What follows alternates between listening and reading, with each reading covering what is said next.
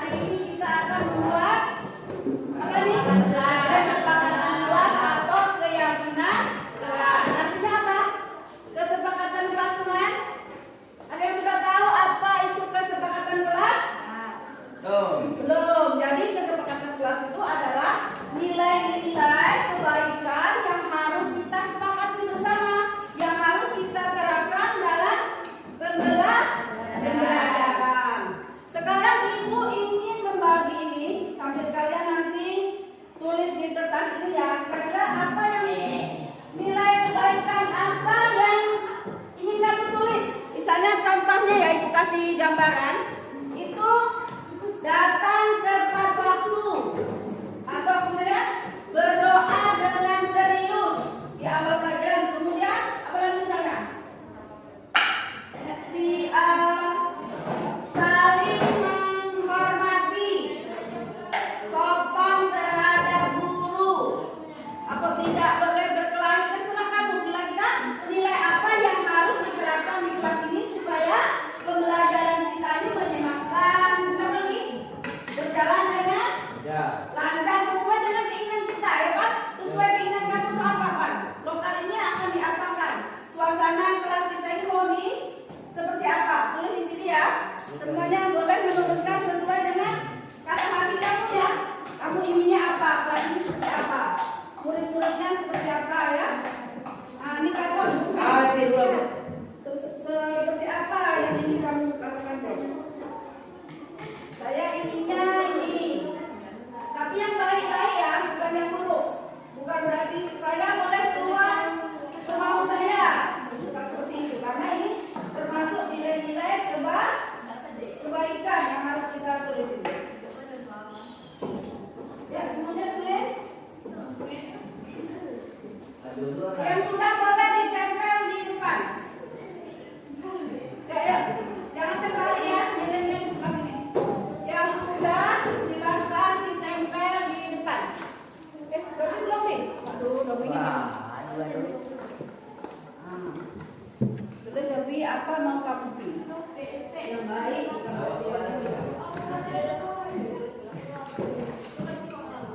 Boleh dari segi berpakaian, boleh. Dari segi apa lagi? Tingkah laku di kelas boleh ya. Gurunya pun boleh. Gurunya harus begini, boleh. Ya? Gurunya boleh juga, boleh mengkritik dari segi guru, boleh juga. Udah, hebat. Boleh satu, boleh dua, boleh tiga. Silakan tempel yang apa ya? Yang apa gitu? Oke, silakan yang lain ya. Irfan, silakan.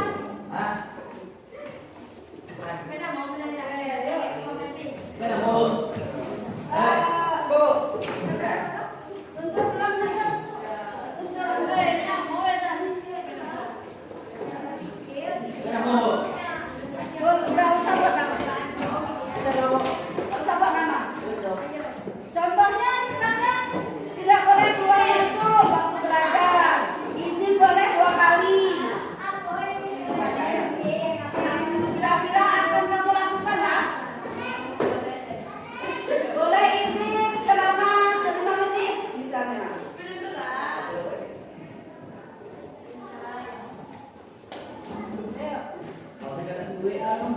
Ya, jangan asal keluar, sesuai dengan apa kira-kira kamu sanggup melakukan itu.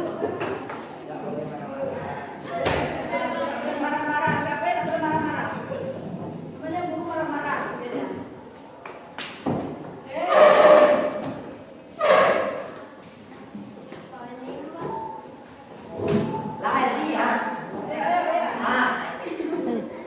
Kemudian cara berpakaian, jangan lupa cara berpakaian. Ayo, siapa yang boleh?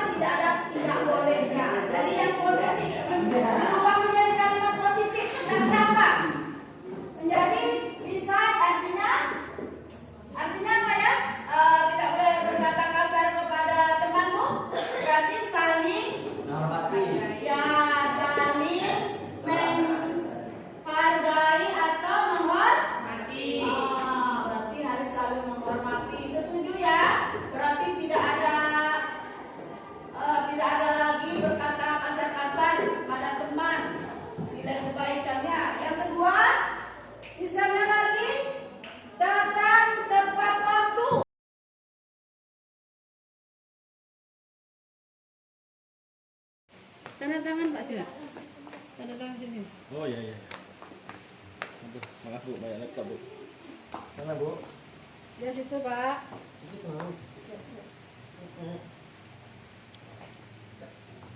Udah mau Bu. Udah mau.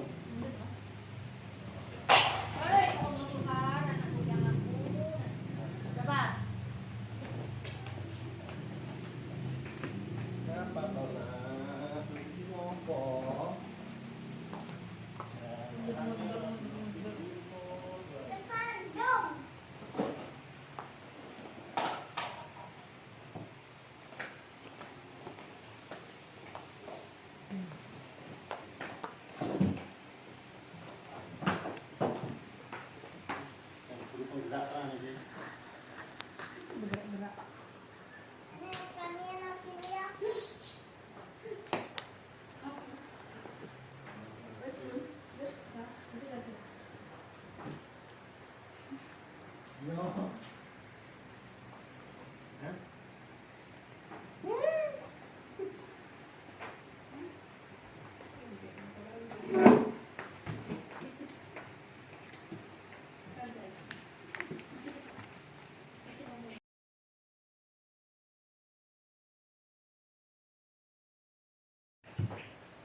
Baik, assalamualaikum warahmatullahi wabarakatuh.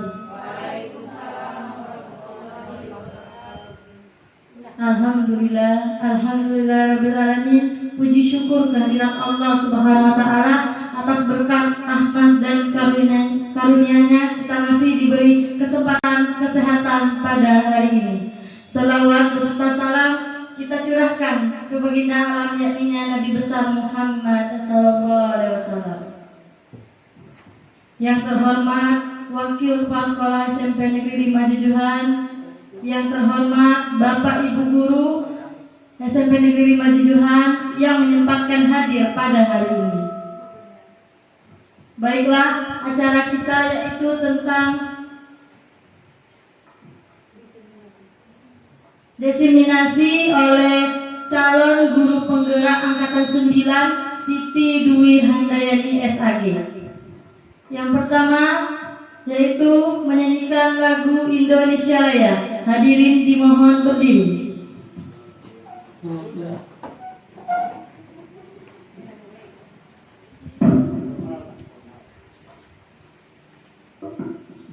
Siti Dwi Handayani SAG. Yang pertama yaitu menyanyikan lagu Indonesia Raya. Hadirin dimohon berdiri.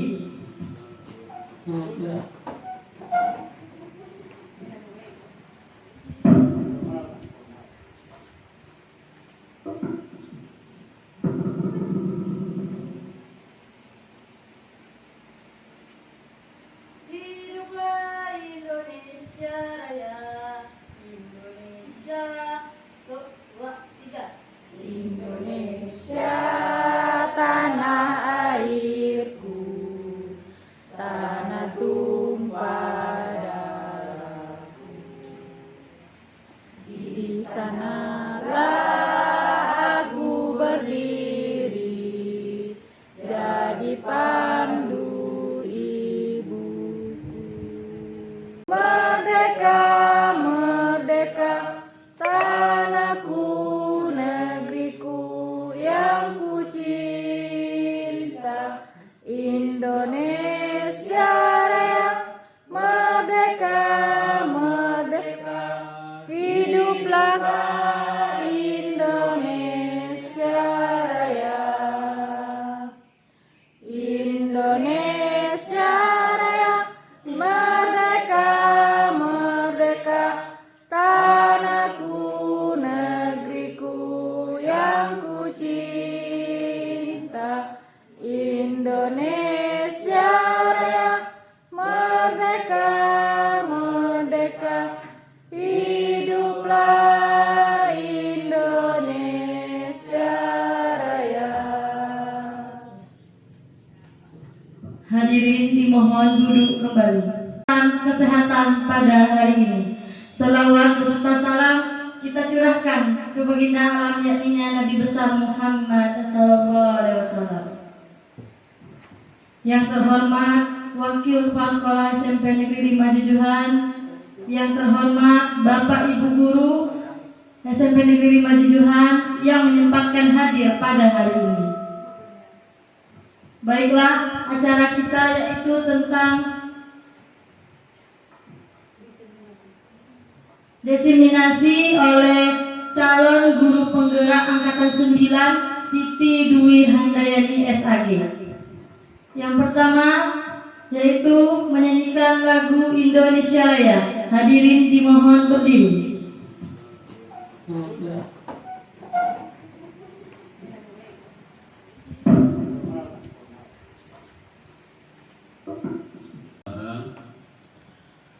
Pertama-tama marilah kita bersyukur kepada Allah Subhanahu wa taala karena atas limpahan rahmat dan karunia beliau sehingga kita dapat berkumpul di ruangan Aula SMP Negeri 5 Jujuhan dalam rangka mengikuti destinasi penularan budaya positif dari salah seorang calon guru penggerak dari SMP Negeri 5 Jujuhan. Selanjutnya salawat dari dan salam marilah sama-sama kita sampaikan kepada junjungan kita yakni Nabi besar Muhammad sallallahu alaihi wasallam, rahmatan lil alamin, rahmat bagi sekalian alam. Bapak Ibu Miskuru, marilah sama-sama kita mendengarkan paparan dari Ibu Siti Dwi Handayani sebagai calon mendengarkan paparan dari Ibu Siti Dwi Handayani sebagai calon guru penggerak di SMP Negeri 5 Jujuhan yang pada hari ini akan memaparkan kepada kita semua tentang destinasi penyebaran atau penularan budaya positif di SMP Negeri 5 Jujuhan ini. Untuk tidak memperpanjangkan waktu karena ini sudah siang juga, saya kira pengarahan mewakili kepala sekolah, kebetulan kepala sekolah kita ada halangan rapat di Murakumo. Untuk pengarahan pada saat ini saya cukup demikian. Assalamualaikum warahmatullahi wabarakatuh. Waalaikumsalam warahmatullahi wabarakatuh. Baik, terima kasih kepada Bapak atas sambutannya. Selanjutnya acara inti yaitu sesi berbagi budaya positif oleh calon guru penggerak angkatan 9 Ibu Siti Dwi Handayani SAG. Kepada Ibu disilakan.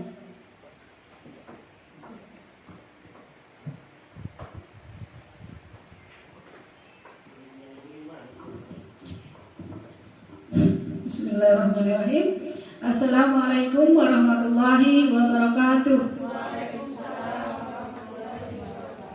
Syukur alhamdulillah berkat rahmat Allah Subhanahu wa taala sehingga kita masih diberikan kesehatan dan kesempatan untuk melaksanakan rutinitas kita sehari-hari sebagai seorang pendidik. Selawat beriring salam tidak lupa pula marilah kita kirimkan kepada junjungan kita Nabi besar Muhammad sallallahu alaihi wasallam dengan mengucapkan Allahumma sholli ala sayyidina Muhammad. Semoga di yaumil akhir nanti kita akan mendapatkan syafaat beliau. Amin amin ya rabbal alamin. Yang saya hormati Bapak Ibu guru, majelis guru beserta staf tata usaha SMP Negeri 5 Jujuhan. Pertama kali saya mengucapkan terima kasih kepada Bapak Ibu semua yang telah meluangkan waktu untuk menghadiri acara diseminasi budaya positif sebagai tugas modul 1.4, yaitu saya sebagai calon guru penggerak angkatan 9.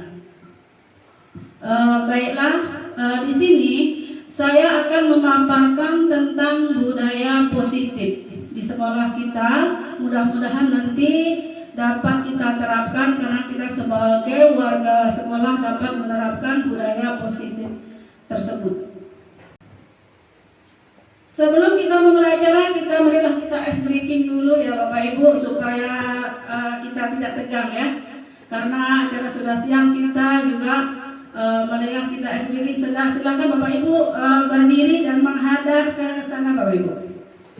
Karena kameranya di sana, silakan menghadap ke kamera. Sini.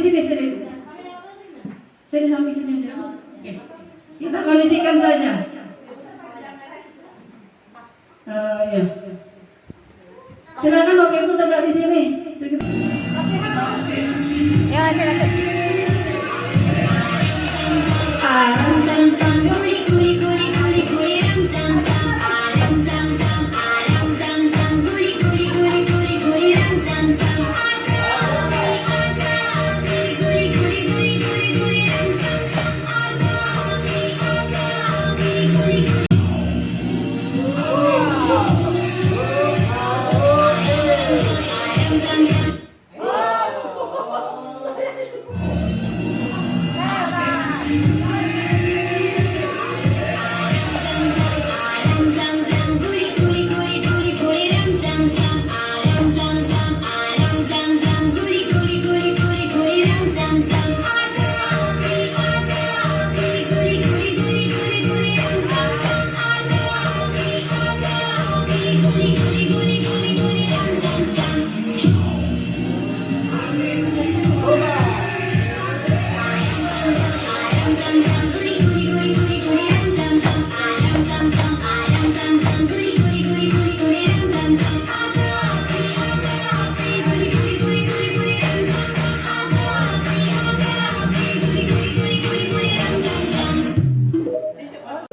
merdeka, mereka bermerdeka. Dalam artian merdeka itu apa? Melaksanakan apa yang dia yakini, kebenaran-kebenaran yang mereka yakini tersebut. Kemudian siapa yang punya kontrol atas diri kita? Sudah saya sebutkan tadi bahwa kita sendiri yang memegang kontrol atas kepala tangan kita, segala sesuatu sesuai dengan kebutuhan dasar kita. Nanti kita akan juga membahas kebutuhan dasar manusia itu apa saja. Kemudian siapa yang punya kontrol atas diri kita? Kita sendiri tadi ya. Kemudian ini ada perbedaan stimulus respon dan teori kontrol. Jadi selama ini kita memakai stimulus respon.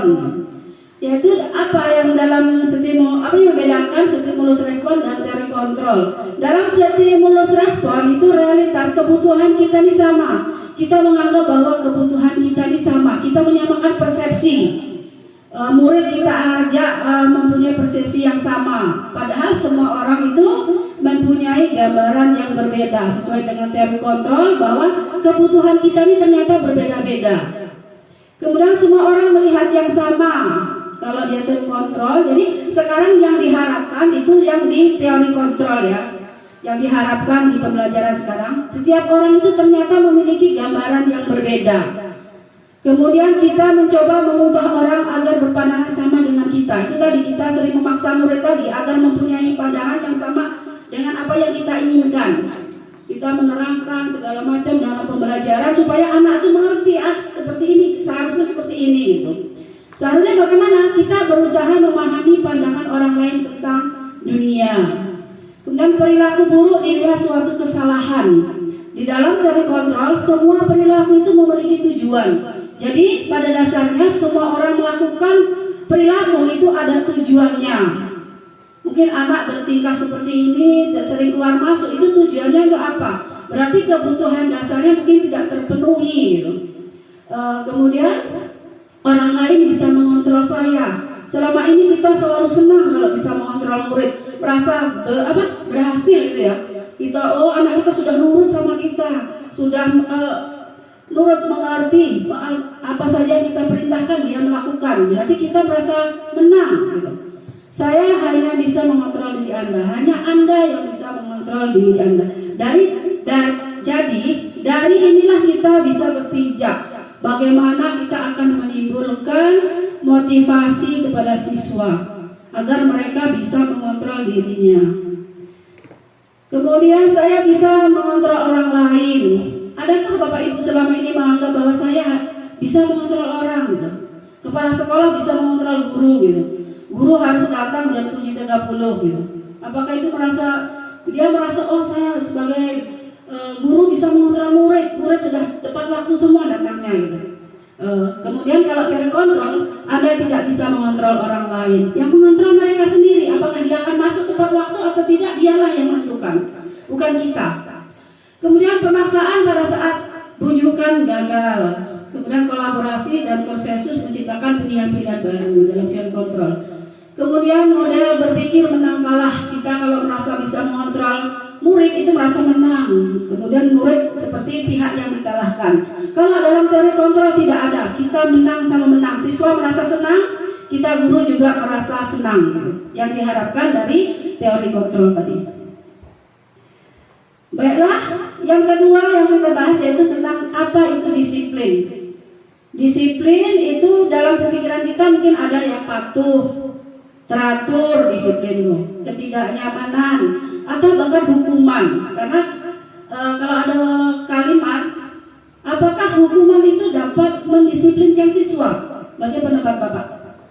Bisa jadi. Oke. Menurut Pak Johan, apakah disiplin itu bisa mendisiplinkan siswa?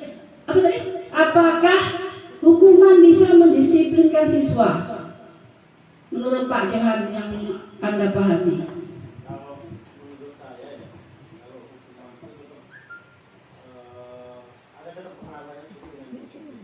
Ya pasti. Iya. Hukuman itu kan bukan lagi sebagai ini, karena hukuman itu jatuhnya. Tiga. Nah. Pertanyaan tadi, apakah hukuman dapat mendisiplinkan siswa? Ini menurut Pak Johan.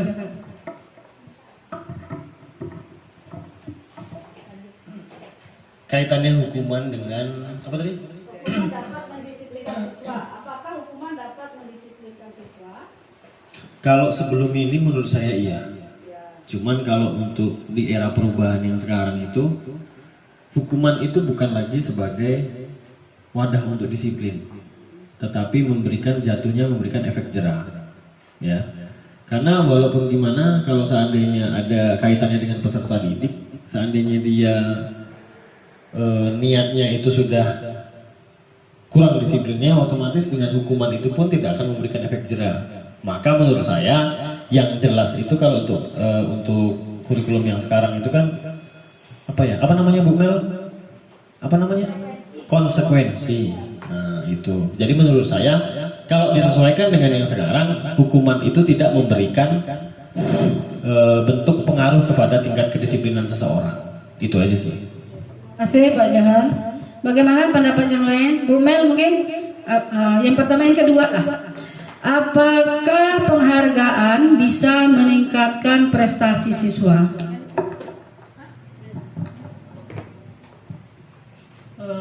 Baik, penghargaan dapat meningkatkan prestasi siswa gitu ya Bu ya. Sebenarnya kalau kita posisi kita sebagai seorang siswa, tentu kita membutuhkan penghargaan agar usaha kita dalam mendapatkan hasil belajar atau nilai yang lebih baik itu menjadi kebanggaan bagi kita mungkin ya.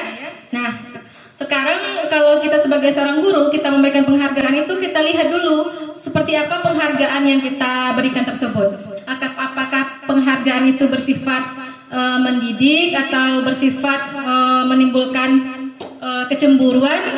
Tergantung sebenarnya Bu. Boleh memberikan penghargaan, tapi kita lihat bentuk penghargaan yang kita berikan tersebut. Terima kasih.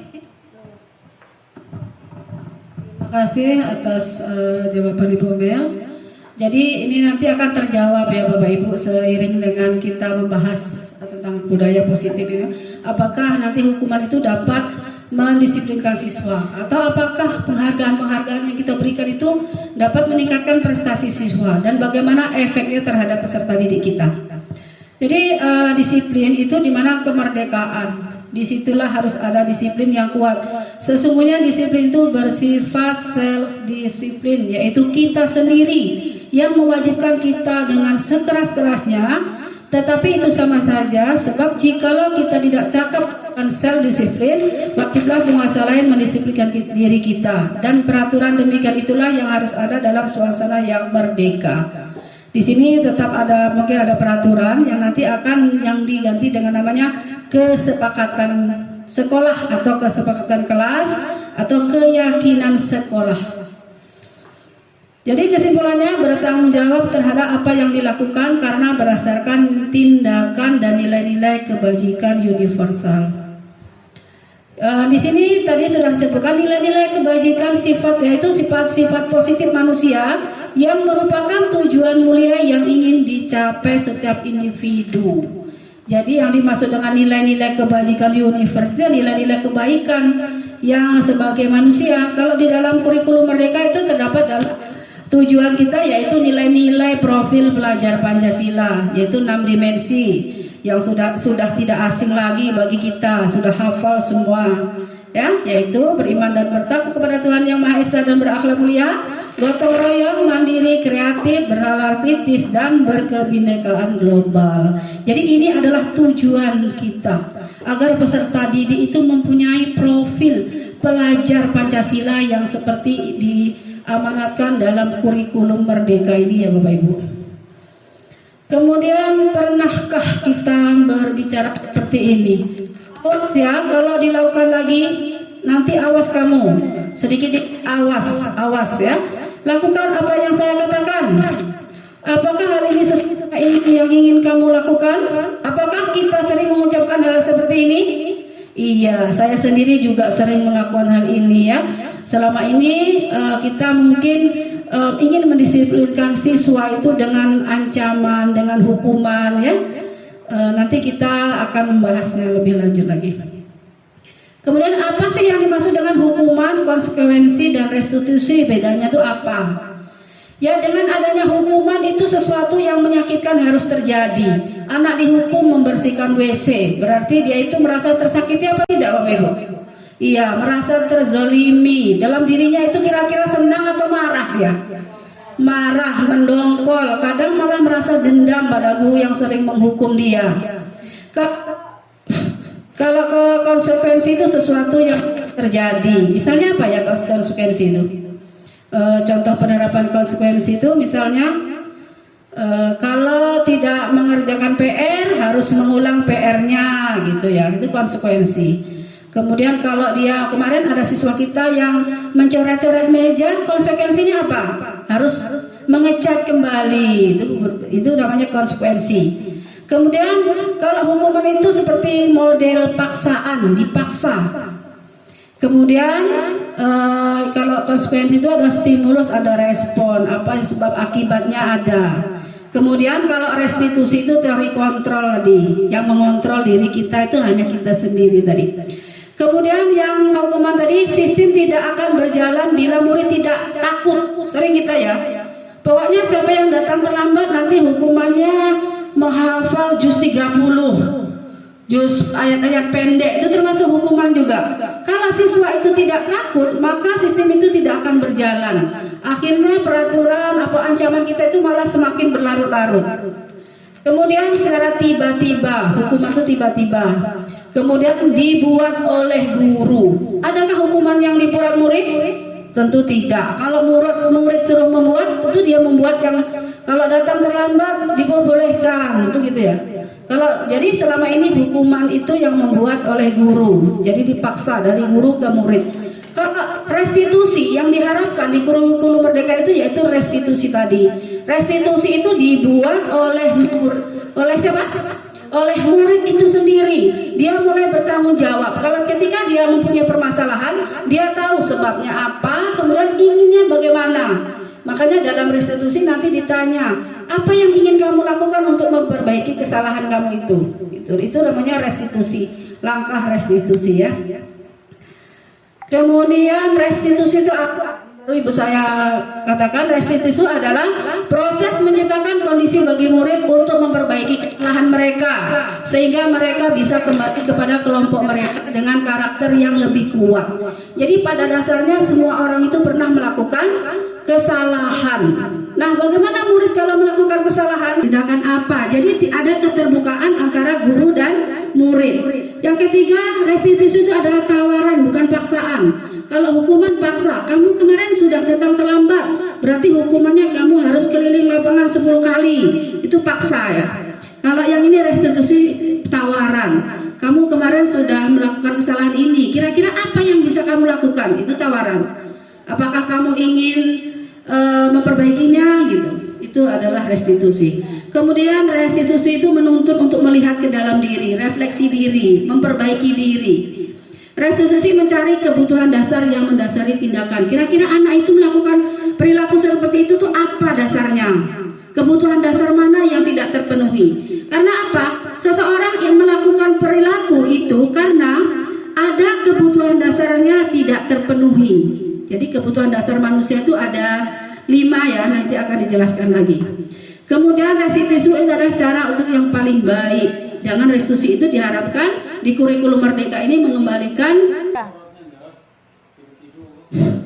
Sekarang saya akan membahas 3 motivasi perilaku manusia. Ini sangat penting ya, important. Wah, sangat penting untuk kita bahas ya. Ya, important. Jadi 3 perilaku manusia, motivasinya apa? Kira-kira Pak Johan melakukan perilaku itu kira-kira motivasinya apa ya? Gitu. Yang pertama, motivasi perilaku manusia itu ada 3. Yang pertama, untuk menghindari ketidaknyamanan atau hukuman. Jadi kita disiplin itu karena kita menghindari hukuman. Ya, jadi motivasi pertama itu untuk menghindari ketidaknyamanan. Contohnya sebagai seorang guru mungkin ya. Guru tuh datang tepat waktu tuh motivasinya mungkin menghindari omelan kepala sekolah. Itu termasuk ketidaknyamanan. Menghindari ketidaknyamanan diri. Kalau murid bagaimana? Dia datang tepat waktu karena takut dihukum. Hukumannya tadi membaca ayat pendek 5 ayat misalnya, 5 surat misalnya. Jadi motivasi dia melakukan disiplin itu karena motivasinya menghindari hukuman. Yang kedua yaitu untuk mendapatkan imbalan atau orang lain. Ada murid yang mau mengerjakan PR ketika ada ributnya apa gitu. Nah kemudian penghargaannya apa? Dia mau melakukan piket OSIS dengan ketika guru mencatatnya. Ketika seseorang memberi penghargaan baru dia mau bekerja gitu. Itulah motivasi untuk mendapatkan imbalan orang ini. Makanya di kurikulum Merdeka sekarang ini kita diharapkan tidak adanya penghargaan atau reward tadi dihapuskan. Supaya apa? Supaya anak itu termotivasi bukan karena ingin mendapatkan imbalan atau penghargaan tersebut. Yang ketiga itu untuk menjadi orang yang mereka inginkan dan menghargai diri sendiri.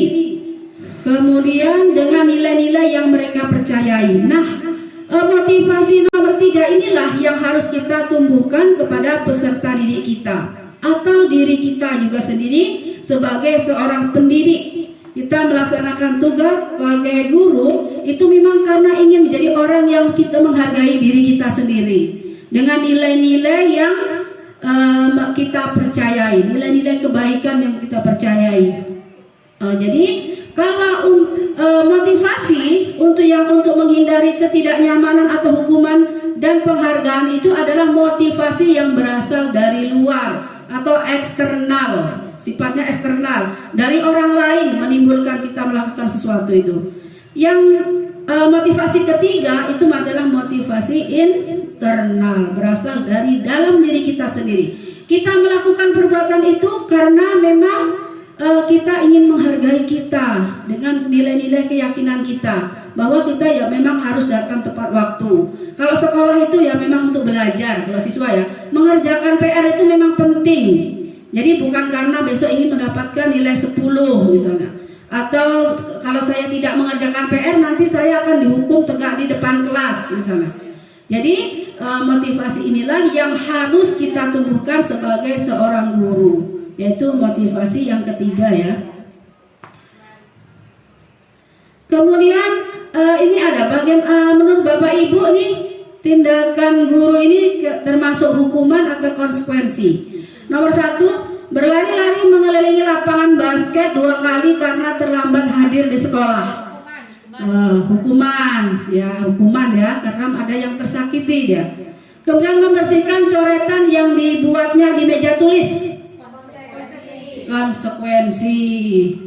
Menggantikan kertas tugas teman yang telah dicoret-coret. konsekuensi juga. Kemudian membersihkan WC di sekolah karena mematahkan pensil teman.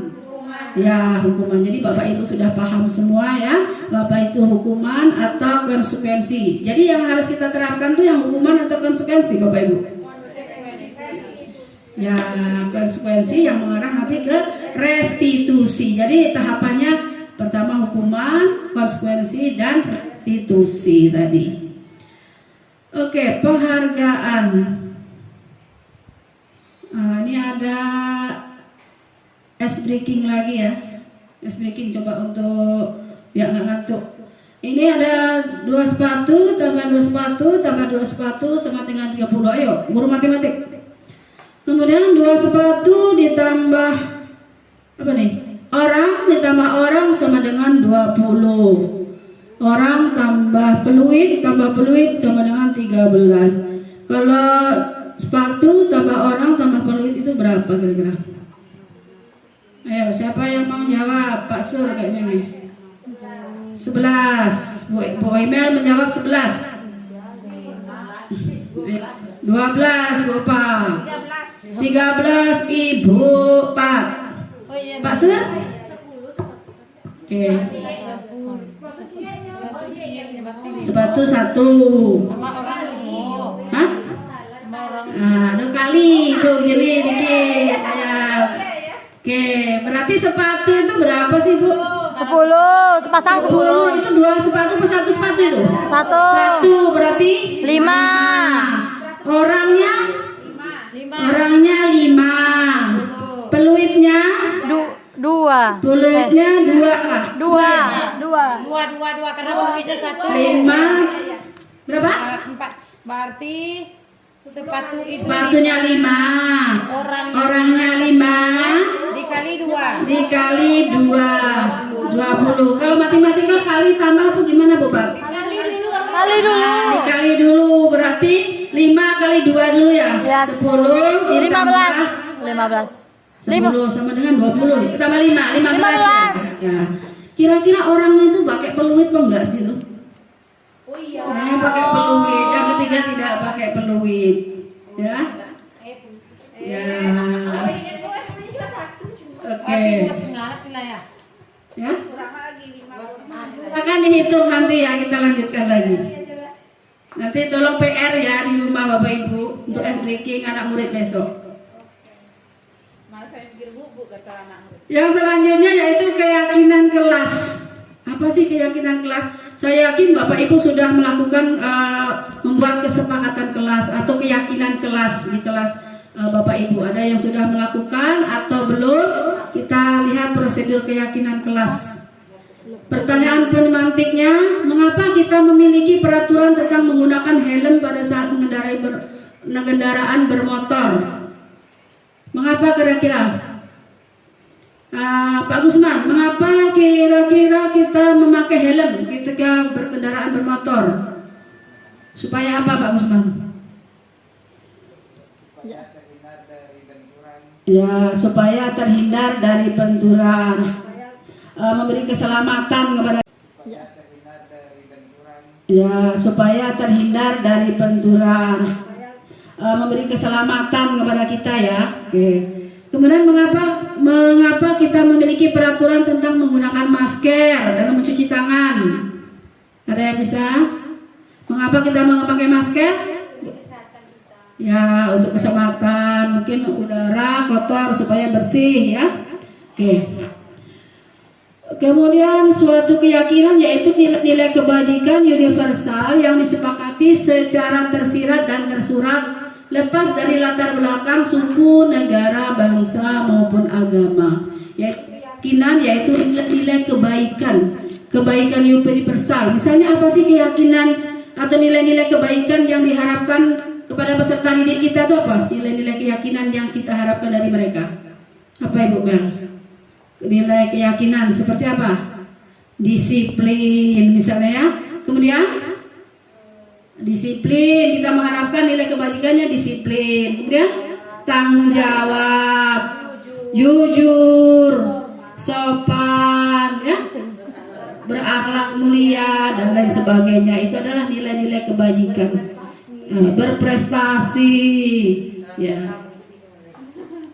Kemudian tabel nilai kebajikan itu kembalikan barang kepada tempatnya. Kira-kira kebajikan yang dituju itu apa? Mengembalikan tanggung jawab. Ya, kalau kita meminjam buku di perpustakaan itu, kita peraturannya kembalikan barang ke tempatnya. Itu nilai kebajikan yang dituju, yaitu tanggung jawab. Nilai kebajikan ya dari kesepakatan tadi. Kemudian hadir di sekolah 15 menit sebelum pembelajaran. Disiplin, gunakan masker, patuh, kesehatan, keselamatan, ya. Kemudian dilarang mengganggu orang lain. Toleransi, saling menghargai, menghormati dan lain sebagainya. Ini prosedur pembuatan keyakinan kelas. Macam Bapak Ibu yang belum membuat keyakinan atau kesepakatan kelas, itu di kurikulum Merdeka diharapkan dapat membuatnya ya. Yang pertama adalah tahapnya curah pendapat anggota sekelas. Jadi semua kelas diberikan kebebasan untuk menuliskan kira-kira apa ya yang peraturan kelas yang harus diterapkan agar kelas ini sesuai dengan keinginan mereka. Ya, jadi biasanya kita menggunakan kertas apa namanya Bu Ip? Stick note. Kita beri satu persatu semua nulis. Semua ada yang misalnya tidak boleh datang terlambat, tidak boleh mengganggu teman, tidak boleh merokok, tidak boleh apa lagi misalnya harus piket kelas harus bersih gitu ya. Semua siswa diberikan stick note untuk menulis pendapatnya. Kemudian mencatat semuanya di depan kelas, diurutkan semuanya. Kemudian diseleksi ya, kira-kira ada yang double apa tidak. Kalau double jadikan satu saja. Kemudian selangkah selanjutnya yaitu mengganti. Kalau ada kalimat negatif harus kita ganti ke dalam kalimat positif. Misalnya tidak boleh terlambat. Ya, diganti dengan datang tepat waktu. Tidak boleh mengganggu teman. Boleh. Ya, boleh diganti dengan menghargai orang lain ya. Dan lain sebagainya ya. Kemudian temukan nilai kebajikannya. Kayak tadi misalnya membuang sampah pada tempatnya, mengembalikan barang pada tempatnya. Nilai kebajikannya tadi tanggung jawab, begitu seterusnya. Kemudian buat 3 sampai 7 keyakinan kelas. Keyakinan kelas yang kira-kira mudah diingat. Kemudian apa lagi? Kira-kira bisa dilaksanakan oleh peserta didik. Jadi sesuai dengan apa yang mereka inginkan ya. Kemudian terakhirnya yaitu tanda tangan. Semua siswa harus menandatangani kesepakatan kelas yang telah dibuatnya. Kemudian diapain lagi? Di print out atau ditulis di dalam lembar karton atau kertas, kemudian ditempelkan di dinding kelas di tempat yang mudah diingat, sering dilihat oleh peserta didik, agar mereka mengingat kesepakatan yang telah mereka sepakati bersama. Oke. Ini contoh keyakinan kelas 9A ya, sudah dibuat seperti ini, ditempel di depan kelas supaya si peserta didik mengingatnya. Kemudian langsung saja kebutuhan dasar manusia. Sekarang kita akan membahas 5 kebutuhan dasar manusia. Seluruh tindakan manusia memiliki tujuan tertentu. Kita harus mengingat bahwa semua manusia itu berperilaku karena mempunyai tujuan. Apa sih kebutuhan dasar manusia itu apa saja? Ada yang masih ingat apa kebutuhan? Ingin dicintai, kebutuhan dasarnya. Apa lagi? Ya. Boleh, apa kira-kira kebutuhan? Boleh, apa kira-kira kebutuhan dasar manusia itu apa sih? Makan, minum, ya, berpakaian. Nah, ini ya. Jadi 5 kebutuhan dasar manusia itu ada 5. Yang satu pertama bertahan hidup. Yaitu tadi contohnya makan, minum, kesehatan, itu adalah kebutuhan dasar manusia. Kasih sayang dan rasa diterima. Jadi peserta didik itu membutuhkan kasih sayang juga. Kalau di rumah tidak mendapatkan kasih sayang, biasanya dia akan berperilaku bagaimana cara menarik perhatian kita. Jadi sebagai seorang guru itu harus mengetahui apa sih kebutuhan dasar murid kita, sehingga murid kita itu berperilaku seperti ini. Kebutuhan dasar yang mana kira-kira yang tidak terpenuhi? Yang ketiga yaitu penguasaan. Penguasaan itu ingin diterima, ingin dihargai gitu ya. Kemudian bisa bergaul dengan orang. Kemudian yang keempat yaitu kebebasan. Dia bebas di sekolah tuh, di sekolah dia bebas mengeluarkan pendapatnya. Bukan berarti bebas keluar masuk kelas maksudnya ya. Tapi mempunyai kebebasan untuk mengeluarkan pendapat-pendapatnya, mengerjakan soal itu misalnya diberi kebebasan dalam bentuk apa gitu. Makanya sekarang ada pembelajaran diferensiasi tadi, karena beragam mereka tuh bisa mengeluarkan pendapat dengan jalan mereka masing-masing gitu. Kemudian kesenangan, ternyata peserta didik kita juga membutuhkan kesenangan. Dia mengapa tidak betah di kelas gitu ya? Karena mungkin dia tidak merasa senang di dalam kelas. Mungkin gurunya menggunakan metode yang membosankan, ya, ceramah dari 3 jam ceramah terus. Jadi di sini memang dibutuhkan agar bagaimana guru itu sebagai pemimpin pembelajaran itu bisa mengelola kelas sehingga siswa itu merasa senang, betah di dalam kelas. Salah satunya cara mungkin dengan menerapkan media-media pembelajaran yang menarik, ya, yang sesuai dengan kodrat zaman sekarang. Karena zaman sekarang zaman IT, mungkin mereka pembelajarannya diganti dengan menggunakan HP, ya, atau IT yang lain seperti menggunakan laptop dan lain sebagainya. Itu adalah 5 kebutuhan dasar manusia. Jadi jika ada salah satu kebutuhan dasar manusia ini tidak terpenuhi, maka orang tersebut bisa melakukan hal-hal yang negatif. Ya, mungkin bisa kita lihat anak didik kita. Kemudian selanjutnya bertahan hidup itu apa sih? Itu tadi sudah saya jelaskan, yaitu seperti makan dan minum dan lain sebagainya. Kemudian rasa kasih sayang, bagaimana dia ingin disayangi oleh guru. Guru itu jangan hanya memperhatikan satu murid saja, murid yang pintar, sementara murid yang lain terabaikan gitu. Jadi merasa dia tidak disayangi, tidak ada cinta kasih dari guru itu, ya. Jadi seorang guru itu ternyata harus juga menyelidiki sampai sejauh itu agar peserta didik mendapatkan semua pelayanan dari guru sesuai dengan apa yang mereka inginkan. Kemudian penguasaan tadi berhubungan dengan kekuatan untuk mencapai sesuatu, menjadi kompeten, menjadi terampil, diakui atas prestasinya dan keterampilan kita, didengarkan dan merasa dihargai. Kemudian ini kebebasan, tadi seperti kebebasan untuk mengeluarkan pendapat dan lain sebagainya. Kesenangan untuk tertawa, jadi dalam pembelajaran itu dia tidak tegang, senang dia. Waktu itu berlalu tanpa terasa bagi mereka itu belajar menyenangkan, ya. Itu adalah hal-hal yang diharapkan dari seorang guru. Selanjutnya itu adalah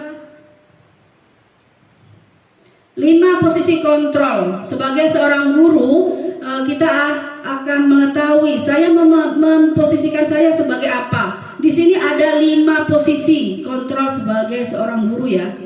Yang pertama, tidak ada kamar pelantiknya, langsung saja pertanyaannya. Nah, 5 posisi kontrol. Yang pertama yaitu sebagai penghukum. Pemberian penghukuman, kita sering memberi hukuman kepada siswa. Kemudian membuat rasa bersalah, nomor 2. Nomor 3 sebagai teman. Yang keempat sebagai pemantau. Yang kelima itu sebagai manajer. Pemberi hukuman itu seperti apa? Pemberi hukuman itu biasanya patuhi aturan saya atau awas ya, dikit-dikit memberi hukuman. Kamu tadi tidak mengerjakan PR, kamu harus tegak di depan pintu, di depan kelas selama 5 menit. Kemudian kata-katanya, kamu saja yang selalu salah. Jadi kalimat yang dipakai menghardik, sering menghardik kepada siswa dengan ucapan yang kalau orang sering menghukum tentu temperamennya lebih tinggi, ya, suaranya tinggi. Kemudian selalu saja kamu saja yang terakhir terus. Itu berarti dia posisinya sebagai penghukum. Kemudian memberikan hukuman fisik, restitusi. Kira-kira bagaimana Bu Mel? Pertama yang akan Ibu Emel lakukan untuk menstabilkan identitas tadi. Ketika ada Apa tadi permasalahan Rano, kemudian kita mendapat informasi dari masyarakat bahwa anak kita itu sampai malam membuat mereka begadang sehingga membuat kegaduhan dalam masyarakat. Kita panggil si Rano secara pribadi. Kalau restitusi kan biasanya kita lakukan berdua terlebih dahulu. Kita panggil Rano, kemudian kita tanyakan dulu kejadiannya itu seperti apa menurut versinya Rano. Nah, kita tanyakan dulu menurut dia itu seperti apa. Tadi kan kita juga sudah mendengar dari pihak yang melaporkan. Nah, untuk menstabilkan identitas kita tanya kepada yang bersangkutan dulu. Ya, biasanya kalau sebenarnya kita sudah melakukan segitiga restitusi sebenarnya. Mungkin tapi tahapnya aja yang belum sempurna ya. Setiap ada permasalahan pasti kita panggil siswa, kita tanyakan mengapa pengampunan ini seharusnya begini gitu ya biasanya kita. Nah, dalam segitiga restitusi itu langkah kita yaitu menstabilkan identitas dulu. Anak itu harus kita stabilkan dulu agar dia mau mengeluarkan apa sih keinginan dia itu apa. Mengapa dia melakukan tersebut. Jadi kalimat yang bisa kita gunakan misalnya Rano, apakah kamu tahu mengapa ibu panggil ke sini misalnya. Menurut cerita dari masyarakat kamu melakukan hal seperti ini. Apakah itu benar? Dia jawab benar Bu. Maka tindakan menstabilkan kita gini. Orang sebenarnya berbuat salah itu wajar saja. Nah, seperti itu kalimat seperti menstabilkan. Semua manusia itu pernah bersalah. Ibu juga sering melakukan kesalahan misalnya gitu ya.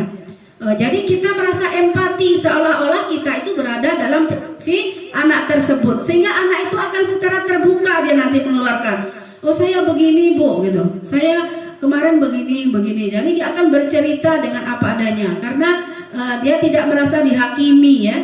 Jadi distabilkan identitas. Jadi kalimat sering gunakan yaitu berdasarkan berbuat salah itu tidak apa-apa, wajar saja. Manusia itu berbuat salah itu tidak apa. Manusia tidak ada yang sempurna. Saya juga pernah melakukan kesalahan seperti itu gitu. Jadi kita harus melampirkan kalimat-kalimat seperti itu. Kamu berhak merasa begitu loh gitu. Kalau kamu diganggu orang tentu kamu melawan gitu. Contohnya misalnya dia diganggu teman, kemudian temannya dia itu langsung memukul temannya yang mengganggunya. Jadi kalimat yang kita gunakan, ya kamu wajar saja merasa begitu karena kamu sudah dipukul loh sama teman kamu gitu. Nanti baru kita masukkan ke tindakan berikutnya, yaitu validasi tindakan yang salah. Padahal kamu bisa melakukan lebih dari itu loh. Kamu bisa loh langsung memukulnya kepalanya segala macam. Tapi kamu bisa menahan diri ya tadi ya gitu. Nah, itu mengatakan validasi tindakan yang salah. Kemudian kamu baru masukkan lagi. Kamu melakukan perbuatan itu tentu ada alasannya ya gitu. Iya Bu, saya tadi kok merasa marah karena teman saya mengejek-ngejek nama ayah saya gitu. Kemudian dimasukin lagi. Apakah menurut kamu perbuatan itu baik atau tidak baik gitu ya? Menurut kamu benar apa tidak benar sih perbuatan kamu tadi gitu. Kemudian kamu patut bangga pada dirimu sendiri karena kamu telah melindungi sesuatu yang penting buat kamu. Boleh juga kalimat seperti itu. Misalnya dia tadi kan kasusnya diejek-ejek gitu, mengejek orang tuanya. Jadi dia kalimatnya untuk memvalidasi tindakan yang salah itu boleh kita buat seperti ini. Kamu patut bangga pada dirimu sendiri karena kamu telah melindungi sesuatu yang penting, nama baik ayah kamu tadi gitu. Dengan begitu anak itu akan nanti akan mengeluarkan apa yang dia inginkan gitu. Kebutuhan dasarnya terpenuhi nanti, terlihat. Kemudian selanjutnya yaitu baru menanyakan keyakinan kelas. Kamu ingin seperti apa gitu? Apakah kamu masih ingat keyakinan kelas yang kita sepakati kemarin? Misalnya, iya Bu, apa keyakinan kelas yang telah kamu langgar? Saya tidak menghargai teman gitu kan. Dalam kesepakatan kelas kan kita tidak boleh berkelahi, harus saling menghargai gitu. Apa nilai-nilai umum yang kita sepakati ya, keyakinan kelas tadi ya. Kemudian kamu ingin menjadi seperti apa? Kamu sebenarnya ingin menjadi seperti apa sih? Saya ingin menjadi anak yang baik Bu, mungkin gitu. Saya ingin menjadi anak yang mandiri gitu misalnya. Saya ingin menjadi orang bertanggung jawab, misalnya di restitusi. Kira-kira bagaimana Bu Mel? Pertama yang akan Ibu Emel lakukan untuk menstabilkan identitas tadi. Ketika ada Apa tadi permasalahan Rano, kemudian kita mendapat informasi dari masyarakat bahwa anak kita itu sampai malam membuat mereka begadang sehingga membuat kegaduhan dalam masyarakat. Kita panggil si Rano secara pribadi. Kalau restitusi kan biasanya kita lakukan berdua terlebih dahulu. Kita panggil Rano, kemudian kita tanyakan dulu kejadiannya itu seperti apa menurut versinya Rano. Nah, kita tanyakan dulu menurut dia itu seperti apa. Tadi kan kita juga sudah mendengar dari pihak yang melaporkan. Nah, untuk menstabilkan identitas kita tanya kepada yang bersangkutan dulu. Ya, biasanya kalau sebenarnya kita sudah melakukan segitiga restitusi sebenarnya. Mungkin tapi tahapnya aja yang belum sempurna ya. Setiap ada permasalahan pasti kita panggil siswa, kita tanyakan mengapa mengabulkan ini, seharusnya begini, gitu ya biasanya kita. Nah, dalam segitiga restitusi itu langkah kita yaitu menstabilkan identitas dulu. Anak itu harus kita beri stabilkan dulu agar dia mau mengeluarkan apa sih keinginan dia itu apa. Mengapa dia melakukan tersebut? Jadi kalimat yang bisa kita gunakan misalnya Rano, apakah kamu tahu mengapa ibu panggil ke sini? Misalnya, menurut cerita dari masyarakat kamu melakukan hal seperti ini. Apakah itu benar? Dia jawab benar Bu. Maka tindakan menstabilkan kita gini. Orang sebenarnya berbuat salah itu wajar saja. Nah, seperti itu kalimat seperti menstabilkan. Semua manusia itu pernah bersalah. Ibu juga sering melakukan kesalahan misalnya gitu ya. Jadi kita merasa empati seolah-olah kita itu berada dalam si anak tersebut, sehingga anak itu akan secara terbuka dia nanti mengeluarkan. Oh saya begini Bu gitu. Saya kemarin begini. Jadi dia akan bercerita dengan apa adanya karena dia tidak merasa dihakimi ya. Jadi distabilkan identitas. Jadi kalimat sering gunakan yaitu berdasarkan berbuat salah itu tidak apa-apa, wajar saja. Manusia itu berbuat salah itu tidak apa. Manusia tidak ada yang sempurna. Saya juga pernah melakukan kesalahan seperti itu gitu. Jadi kita harus melampirkan kalimat-kalimat seperti itu. Kamu berhak merasa begitu loh gitu. Kalau kamu diganggu orang tentu kamu melawan gitu. Contohnya misalnya dia diganggu teman, kemudian temannya dia itu langsung memukul temannya yang mengganggunya. Jadi kalimat yang kita gunakan, ya kamu wajar saja merasa begitu karena kamu sudah dipukul loh sama teman kamu gitu. Nanti baru kita masukkan ke tindakan berikutnya, yaitu validasi tindakan yang salah.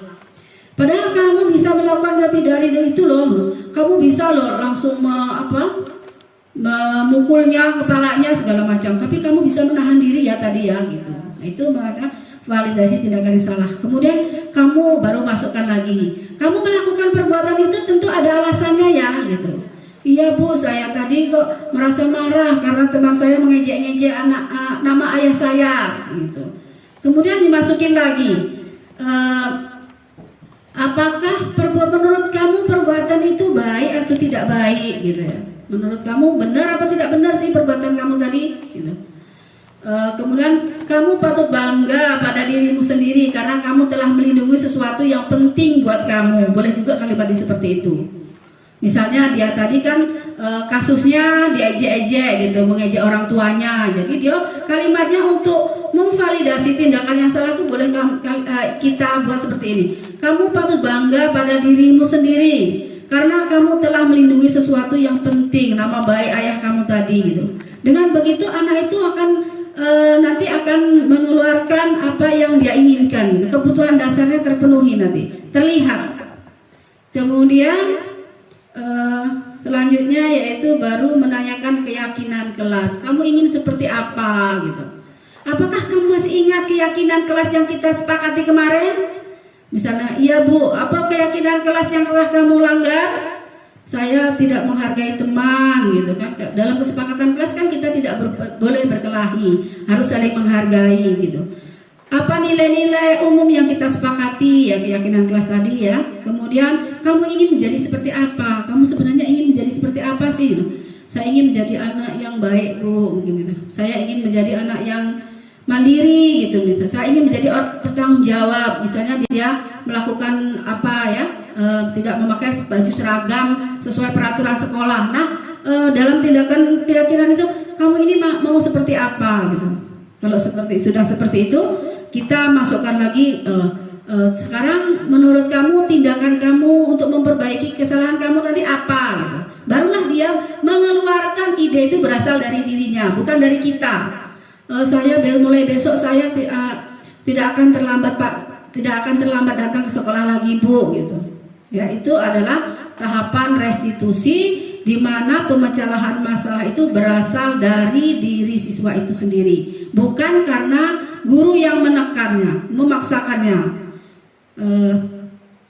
Itulah tadi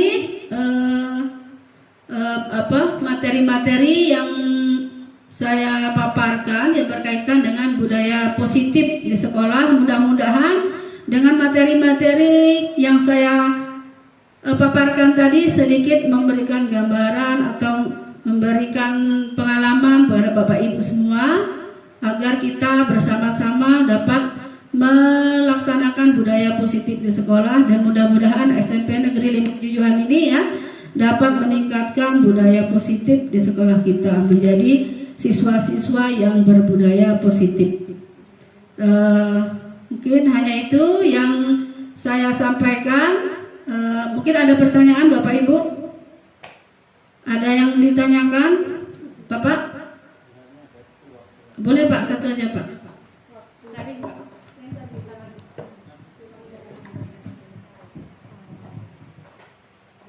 Bu, nanya, kalau jawaban anak-anak kita tidak sesuai dengan seperti yang disampaikan, anak kita kan biasanya ketus jawaban, tidak sesuai gimana mengarahkan. Misalnya masalah apa ya? Bacakan PR kenapa kamu tidak PR? Maleh Pak. Nah, ya, Pak. Berarti kita itu harus kembali ke kebutuhan dasar apa sih yang tidak terpenuhi dari dia itu tadi Pak. Kebutuhan dasar manusia tadi kan ada mungkin cara penyampaian materi kita atau kesenangan dia. Kemudian kebutuhan dasar tadi loh Pak, bisa diterima, kasih sayang. Jadi di dalam menyampaikan itu memang harus penuh kasih sayang gitu. Misalnya dia jawab, mengapa kamu tidak mengerjakan PR? Malih Pak. Jadi gini Pak, dalam restitusinya kita ngajakan dialog sama dia. Jangan langsung kita, nanti kan misalnya hal itu sudah terjadi. Jadi kita panggil lagi nanti person kita berdua Pak. Kita tanya pertama tahapan tadi Pak, yaitu menstabilkan identitas. Mengapa kamu, apakah kamu tahu saya ibu bapak panggil ke sini? Gitu. Tidak Pak. Kemarin kan kamu sudah saya tanya mengerjakan PR, kamu jawabannya begitu. Gitu. Sebenarnya semua orang tuh pernah melakukan kesalahan, pernah malah juga mengerjakan PR. Kita rangsang Pak dia Pak. Kemudian apakah perbuatan itu baik gitu? Lama-lama kalau kita ajak dialog berdua, mungkin dia akan tidak Pak. Menurut kamu, makanya harus ada keyakinan kelas tadi Pak. Sebelum kita mengajar, kita dibuat untuk keyakinan kelas. Kita membuat keyakinan kelas tadi. Misalnya satu, datang tepat waktu ya Pak. Berarti kalau anak itu tidak datang tepat waktu, kita ajak restitusi tadi Pak. Jadi gawe kita ini banyak restitusi kayaknya. Karena pembimbingan personal tadi, mengapa kamu datang terlambat? Mengapa kamu tidak mengerjakan PR? Apakah itu perbuatan yang baik? Apakah sesuai dengan kesepakatan kita? Kesepakatan kita mungkin mengerjakan tugas dengan serius Pak, harus ditambah ya itu Pak di kesepakatan kelas kita. Itu makanya kita semua harus membuat kesepakatan kelas. Kesepakatan kelas itu artinya kesepakatan yang dibuat oleh murid-murid tadi. Semua sepakat ditandatangani tadi. Jadi kalau besok tidak ada situ, apakah kamu masih ingat keyakinan kelas kita? Mas, tidak ingat gitu ya. Nah, kita restitusi lagi Pak. Itulah tugas guru. Memang guru itu kan menurut Ki Hajar Dewantara menuntun, menghamba Pak. Jadi memang kita tuntun, tidak boleh kata bosan atau putus asa di dalam guru. Memang itu catatannya. Jadi setiap guru itu memang benar-benar harus totalitas sebagai guru, menuntun. Kalau anak tuh jangan sampai dia mengucapkan seperti itu tuh, mengapa anak berkata seperti itu? Kita telusuri lagi. Kira-kira kebutuhan dasar apa yang tidak terpenuhi dari dia? Kok bisa dia ngomongnya gitu Pak? kesenangan, apakah dia sudah merasa nyaman dengan pembelajaran yang kita tampilkan di kelas, apakah sudah merasa dia dihargai pendapatnya, penguasaan tadi, apakah dia itu mungkin faktornya cinta kasih sayang. Mungkin selama ini kita hanya memberikan kasih sayang pada anak-anak yang pintar, sementara anak yang nakal-nakal sering terabaikan gitu. Kemungkinan banyak ya Pak. Jadi kita hanya sebagai guru itu memang harus refleksi diri, makanya di kurikulum Merdeka itu di modul tuh ada refleksi murid dan refleksi guru. Apakah saya mengajar hari ini sudah berhasil? Apakah saya sudah